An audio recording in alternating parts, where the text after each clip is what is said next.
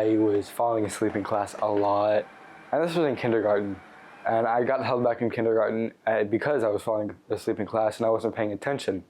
Even though I passed my final exam, I just didn't have the curriculum I needed to go into first grade. What we experienced often was Brock not responding or acknowledging quickly.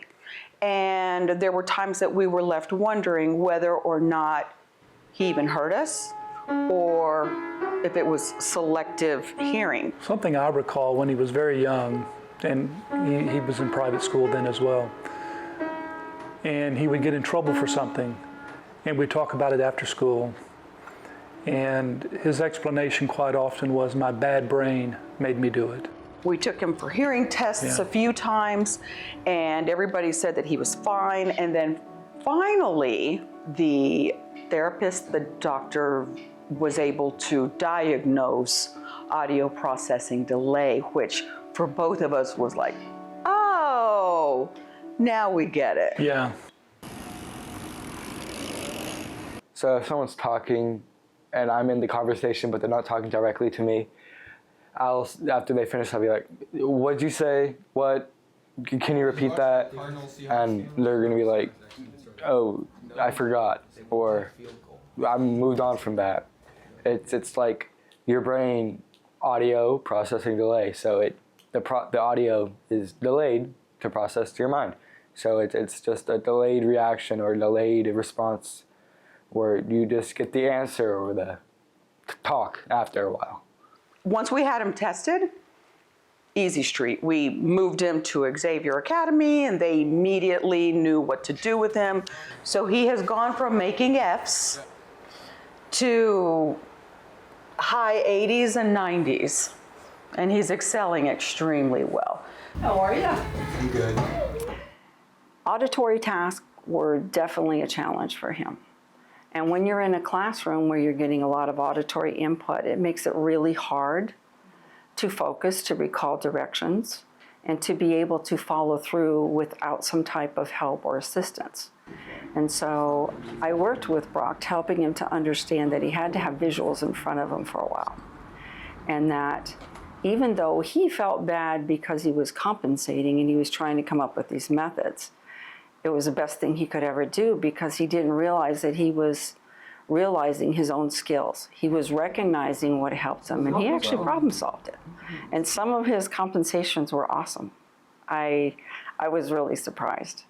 And I told him, I said, the fact that you can do that is really going to help you later in life and in your pursuits that you want, your sports, all those things. Because he's ADHD and super hyper, we keep him busy. And it's been quite a chore sometimes trying to stack 2 or 3 activities up after school just to keep him going and exhausting him naturally. Boredom is a real issue. You know, trying to keep him focused on something to exhaust him has been challenging. He's 2 belts away from a black belt in mixed martial arts. He's in jiu-jitsu. He has done tap dance, hip hop. He enjoys golf. He's done lacrosse, basketball, soccer. I love riding my bike. I ride bikes maybe 25 miles a day or every other day, and I am in love with bikes. So Brock started at Humphreys School of Music and Theater when he was 6 years old. And he loved being on stage, so we were like, okay, well, maybe this is something he will enjoy. And he ended up doing most of the school plays, and it was his agent who found this casting call and said, I really think that Brock would do good at this. And that's how he ended up in this stage play called Incident at Vichy. I don't use audio. I use players' actions. So the characters, if they move to a different spot, I'll know that's when, oh, okay, my bit's coming up just now. So they'll move, I know, oh, okay, I'm talking now.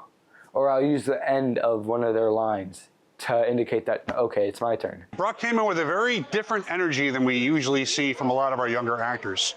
And right away, we knew when he walked in the door that he had the look and the feel and his The first time he read the lines, I was taken by the focus that he had and the way that he approached it. You know, I work with a lot of actors, and sometimes actors in general are cut from a cloth of difficult to focus. So we didn't, I mean, he fit right in with us. I appreciate everything that my parents have done. He's taken on the world a whole different dimension, and I just enjoy bracing myself and watching him move along, and we'll see. I think he's really gonna do well. It's just giving him all the tools and teaching him to be patient.